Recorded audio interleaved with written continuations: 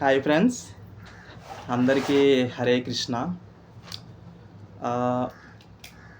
ఈరోజు వీడియో ఏంటంటే భగవద్గీత గురించి. ముందుగా చెప్తున్నాను, మీరైతే అదే పనిగా నన్ను చూస్తూ వీడియో చూడాలంటే మాత్రం మీకు చాలా చిరాకుగానే ఉంటుంది. కాబట్టి ఏదైనా పని చేసుకుంటూ, ఏదైనా వర్క్ చేసుకుంటూ ఇయర్బడ్స్ పెట్టుకోనో సరదాగా వినండి, ఓకేనా? సో నేను ఈరోజు మాట్లాడేది అయితే భగవద్గీత గురించి. సో భగవద్గీత మీరు ఎప్పుడైనా చదివారా? నేనైతే చదివాను. నాకు అంటే భగవద్గీత మొత్తం 700 శ్లోకాలు, 18 అధ్యాయాలు ఉంటాయి. ప్రతి శ్లోకం కూడా ఒక్కో శ్లోకం ఒక్కో డైమండ్. కానీ నాకు బాగా నచ్చిన కొన్ని శ్లోకాలు మనకు అవి ఎంత ఉపయోగపడతాయి అనేది నేను చెప్తాను. ఎక్కువేం చెప్పను, వీడియోలు అంత ఎక్కువైపోద్ది. ఒక 6-7, ఒక 5-6 పని అని చెప్తాను. నాకు చాలా ఇష్టం. సో మీకు ఏమైనా ఉపయోగపడతాయేమో అనేసి నేను వీడియో తీయడం. సో స్టార్ట్ చేద్దాం. ఫ్రెండ్స్, భగవద్గీత వచ్చేసి ఇలా ఉంటుంది. భగవద్గీత యథాతథం సరళ భాష గ్రంథం. ఇందులో మొత్తం 18 అధ్యాయాలు ఉంటాయి. మొదటి అధ్యాయం వచ్చేసి కురుక్షేత్ర రణరంగ సైనిక పరిశీలనము, తర్వాత గీతాసారం, కర్మయోగం, సో ప్రకృతి గుణాలు, భక్తి యోగం, జ్ఞానయోగం ఇలా ఉంటాయి. సో చాలామంది ఏంటంటే ఈ శ్లోకాలు ఇవన్నీ చాలా కష్టంగా ఉంటాయి, మాకు అర్థం కావట్లేదు, అందుకే మేము చదవట్లేదు అంటున్నారు. అంత కష్టమే ఉండవండి. కనీసం మీరు భావాలు ఉంటాయి, ఆ భావాలు చదివినా కూడా చాలా నచ్చుతాయి మీకు. కనీసం భగవద్గీత వినడం, అదే చదవడం మీకు ఇబ్బందిగా ఉంటే కనీసం వినొచ్చు. మన ఆర్పి పట్నాయక్ గారు 18 అధ్యాయాల నుంచి ఒక్కొక్క వీడియో రిలీజ్ చేసుకొచ్చారు. చాలా అంటే చాలా బాగున్నాయి అవి. సో మీరు అది కూడా వినొచ్చు. నాకు ఎక్కడ బాధ అనిపిస్తుంది అంటే, భగవద్గీత అనేది ప్రతి హిందువుల ఇంట్లోని ప్రతి ఒక్కరూ, హిందువనే కాదు ప్రతి ఒక్కరు కూడా, మనిషి అన్నవారు ప్రతి ఒక్కరు చదవాలి. ఎందుకంటే ఇది మాన్యువల్ లాంటిది మనుషులకి. సో మనం ఆ చదవకుండా ఎవరైనా చనిపోతే మనకి ఎక్కువ శాతం వినిపించేది అక్కడే. ఎవరైనా చనిపోతే అక్కడ భగవద్గీత పెడుతున్నారు. అది నాకు నిజంగా చాలా బాధ అనిపించింది. ఇవి మనం నేర్చుకోవాల్సిన సబ్జెక్టు, అంతేగాని పోయిన తర్వాత నేర్చుకున్న ఉపయోగం లేదు. సో ఇలా ఉంటుంది భగవద్గీత. సో స్టార్ట్ చేద్దాం. శ్రీకృష్ణ చైతన్య ప్రభు నిత్యానంద శ్రీ అద్వైత గదాధర శ్రీ వాసాది గౌరభక్త బృంద హరే కృష్ణ కృష్ణ కృష్ణ హరే హరే, హరే రామ రామ రామ హరే హరే. సో భగవద్గీతలో బాగా నచ్చిన శ్లోకం అయితే నాకు, అంటే అన్నీ బాగుంటాయి, అమ్మో ఏది తప్పు చేయకూడదు, కానీ నాకు ఎప్పుడు నమ్మే శ్లోకం అంటే ఒకటేనండి. అది 2వ అధ్యాయము 47వ శ్లోకం. కర్మణ్యేవాధికారస్తే మా ఫలేషు కదాచన మా కర్మ ఫలహేతుర్భూర్ మాతే సంగోస్తు కర్మని. కర్మలను ఆచరించుటే అందే మనకు అధికారం కలదు, కానీ వాని ఫలితం పైన లేదు. నీవు కర్మఫలం కారణం కారాదు, అట్లని కర్మలు చేయటం మానరాదు అని శ్రీకృష్ణుడు 2వ అధ్యాయము 47వ శ్లోకంలో చెప్పేశారు. సరే, దీన్ని ఎలా డీకోడ్ చేద్దామని అంటే, మనం ఏ పని చేసినా కూడా ఏదో ఒక రిజల్ట్ ఎక్స్పెక్ట్ చేస్తుంటాం. ఫర్ ఎగ్జాంపుల్, ఏదైనా ఒక పని చేస్తే మరి ఎవరైనా ఎక్స్పెక్ట్ చేస్తారు, అది కామనే. అమౌంట్ తీసుకుంటాం. ఎవరికి ఏదైనా సాయం చేస్తే అక్కడి నుంచి పొగడ్తలు తీసుకుంటాం. తర్వాత ఏదో ఒకటి మన ఎక్స్పెక్టేషన్స్ లేకుండా అయితే మనిషి అయితే ముందుకెళ్ళడు. కానీ శ్రీకృష్ణుడు ఏం చెప్తున్నారంటే, పని చేయి కానీ ఫలితం ఆశించకు అని. అంటే దాని అర్థం ఫలితం, జీతం తీసుకోకుండా పని చేయి, ఎవరికి ఏది లేకుండా పని చేయని కాదు. ఆ రిజల్ట్ పట్టించుకోకని చెప్పారు అతను. అంటే దానివల్ల పాజిటివ్స్ వస్తాయి, నెగిటివ్స్ కూడా వస్తాయి. ఆ 2 పట్టించుకోక, అది నీ కంట్రోల్లో లేదు. నీ ధర్మం ఏంటంటే నువ్వు పని చేసేంత వరకే. ఒక యూట్యూబ్లోని వీడియోస్లో పెట్టాలన్నా, లేదంటే ఒక మనిషికి ఏదైనా హెల్ప్ చేసినా దాని నుంచి రిజల్ట్ అన్నా, నువ్వు ఏదైనా పని చేసి దాని నుంచి రిజల్ట్ అన్నా, ఏదైనా సరే మన కంట్రోల్ లేదు. ఒక మనిషి మనం ఎంతో ఇష్టపడతాం, కానీ వాళ్ళకి మనకి ఇష్టపడకపోతే మనం ఫీల్ అయిపోతుంటాం. సో అవన్నీ కరెక్ట్ కాదు. ఫర్ ఎగ్జాంపుల్, చిన్న ముందుకెళ్తే, మనకి ఏదైనా ఆకలేస్తే వెంటనే ఏదో ఒకటి తింటాం, దాహం వేస్తే నీళ్ళు తాగుతాం, నిద్ర వస్తే పడుకుంటాం. ఇక్కడ బేబీగా రిజల్ట్ తీసుకుంటాం, అంతేగాని ఆలోచించాం. ఇప్పుడు నిద్ర వచ్చిందని ఏంటి నిద్ర, ఇప్పుడు ఎంతసేపు పడుకోవాలి, అసలు నిద్ర పడుతుందా లేదా, లేదంటే ఆకలేస్తే అన్నం తింటే ఏమవుతుంది, కూర తింటే ఏమవుతుంది, లేదంటే అలా బిస్కెట్ తింటే ఏమవుతుంది అని ఆలోచించాం. వెంటనే తినేస్తాం, వెంటనే దాహం వేస్తాం, వెంటనే వాటర్ తాగేస్తాం. సో ఇక్కడ అంత స్పీడ్గా ఉన్న మనం రిజల్ట్తో సంబంధం లేకుండా అన్నీ చేస్తాం. కానీ ఏదైనా ఒక పని చేయాలన్నా, ఒక మనిషితో ఎక్స్పెక్టేషన్స్లో ఉన్నా, లేదంటే ఒక రిలేషన్షిప్లో ఉన్నా, మనం అక్కడ ఏదో ఒకటి ఆశిస్తుంటాం.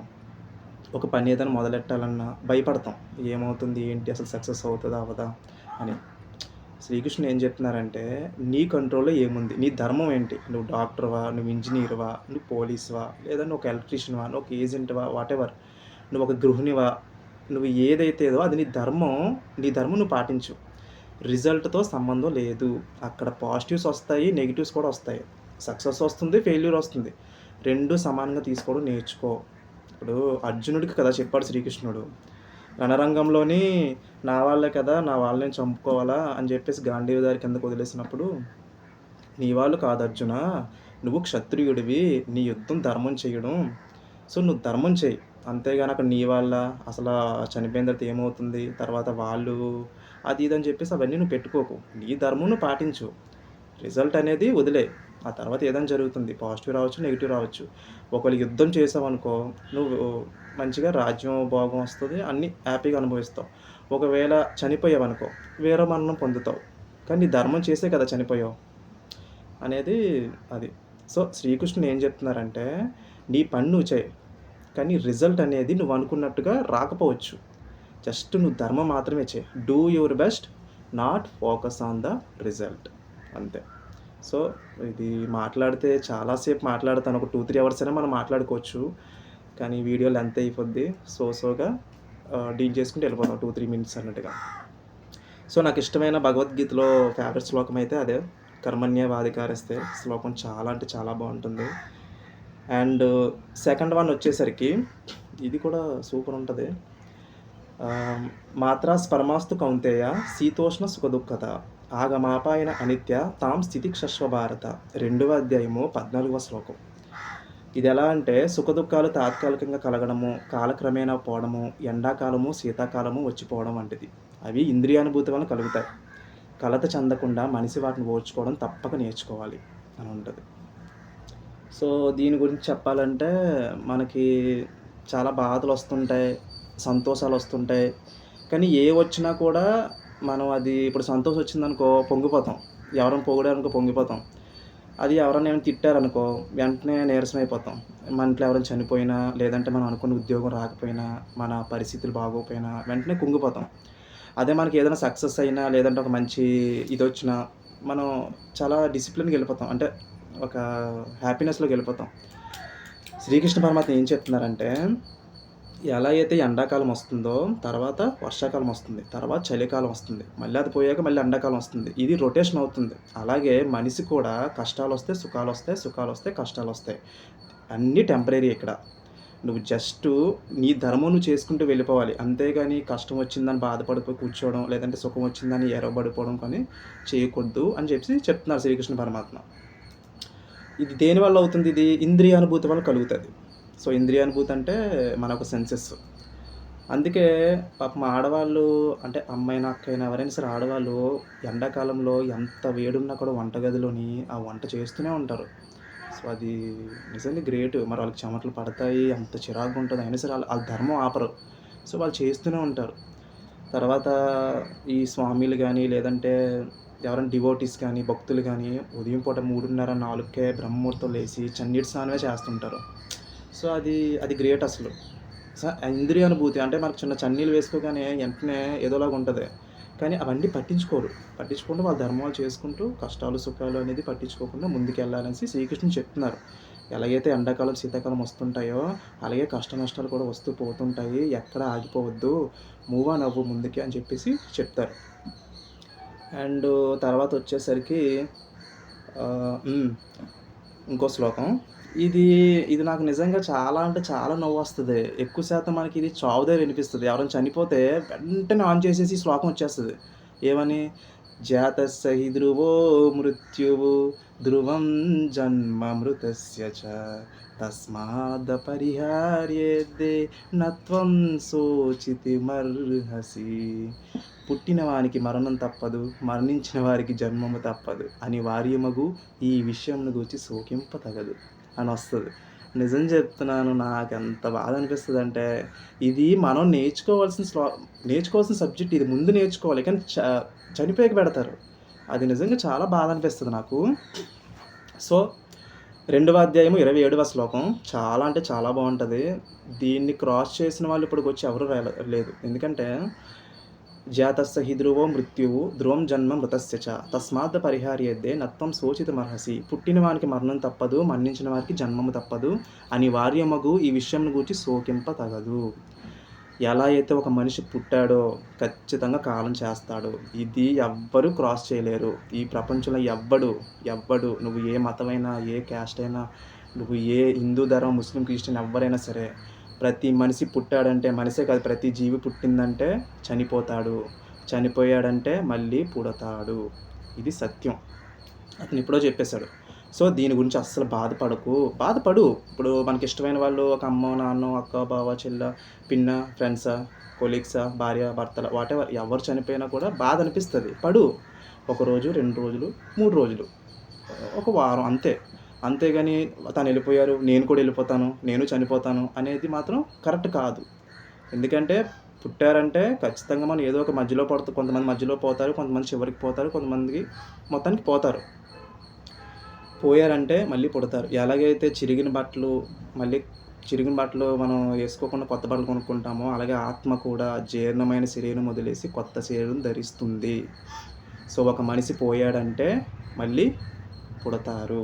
వాళ్ళే పుడతారు నేను చెప్పను, ఆత్మ మారుతుంది.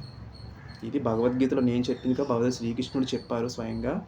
సో ఇది నిజమే కదా. ఒక మనిషి పోతున్నాడు, తిరిగి వస్తున్నాడా? లేదు. కానీ మళ్ళీ పుడుతున్నారు కదా ఎవరొకరు. నాకు వైజాగ్ చావుల మాధవ్ వైజాగ్లో ఉంటే తెలుస్తుంది.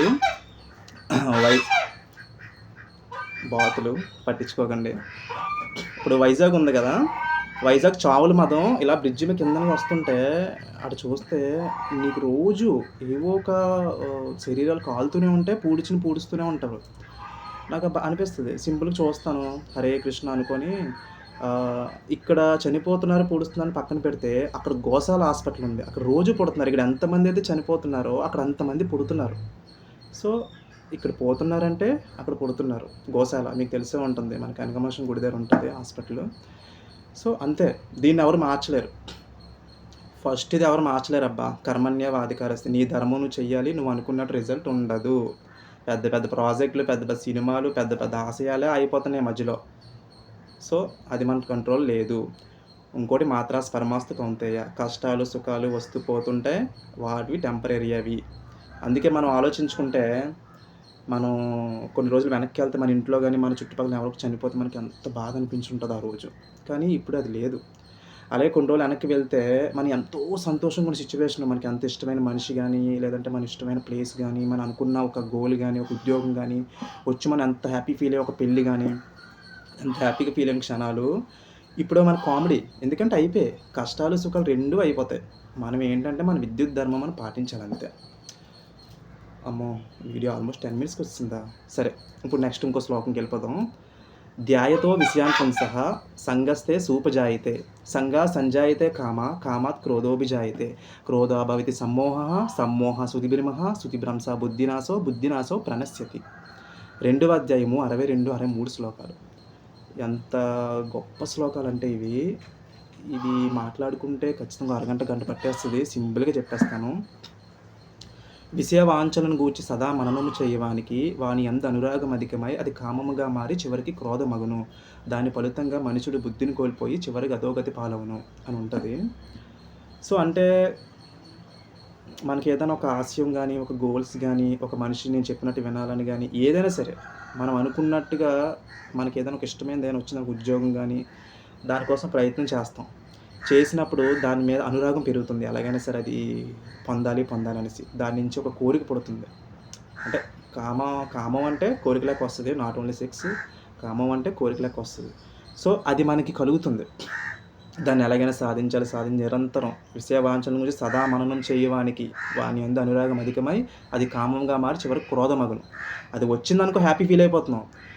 అది రాలేదనుకో, ఏదైతే మనం అనుకున్నామో అది మనకి దక్కలేదనుకో, ఏదైతే ఇంద్రియాలు కోరుకుంటున్నాయో అది మనకు దక్కలేదనుకో, వెంటనే బాధపడుతున్నాం.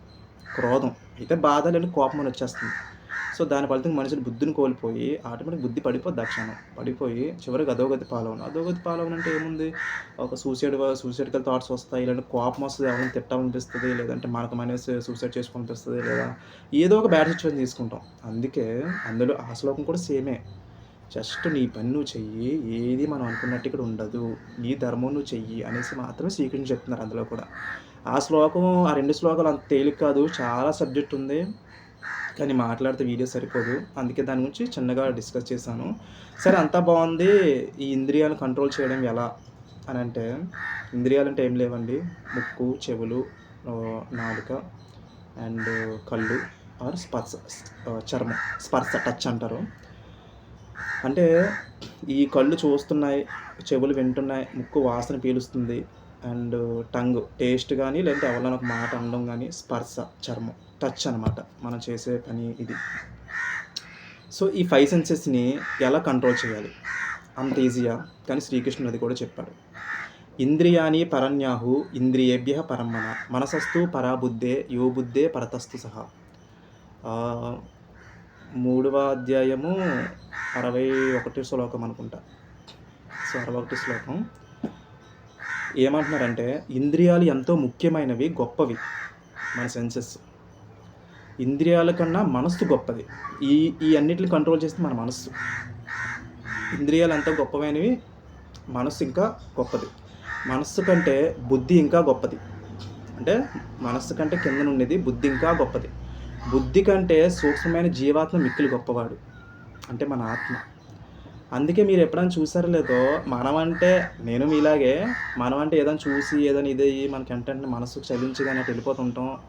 అవన్నీ ఏవోటి ఒక మంచి ఫుడ్ వాసన వచ్చిందనుకో వెళ్ళిపోతుంటాం. మనకి ఏదైనా ఒక మంచి మూవీ చూడాలని కళ్ళ కోసం ఒక అనిపించగానే వెళ్ళిపోతాం. మనకి మన గురించి ఎవరైనా మాట్లాడుతుంటే, లేదంటే ఒక మంచి మనకి ఏదైనా వినిపించగానే అటు వెళ్ళిపోతుంటుంది మనసు.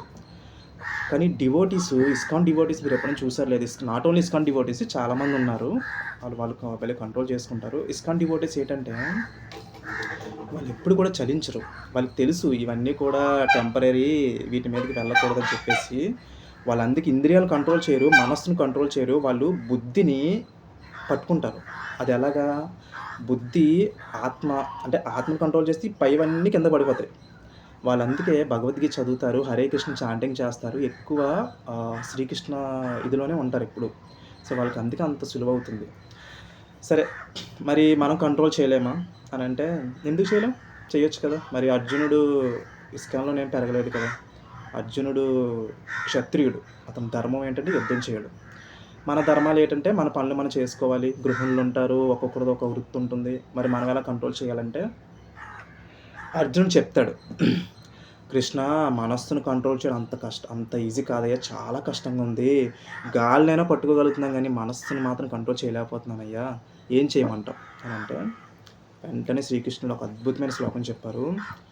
అసంశయం మహాబాహో మనో దుర్నిగ్రహం చలం అభ్యాసనేతు కౌంతేయ వైరాగ్యేన చ గృహ్యతే. 6వ అధ్యాయము 35వ శ్లోకం. చాలా అంటే చాలా గొప్పగా చెప్పారు అతను. ఇన్ఫ్యాక్ట్ నాకు చాలాసార్లు నేను కూడా చలిస్తాను. ఎంతైనా యూత్ కదా, మనసు చలిస్తూ ఉంటుంది. సో, నేను కూడా కంట్రోల్ చేసుకుంటాను. నాకు ఈ శ్లోకం చాలా బాగా ఉపయోగపడుతుంది.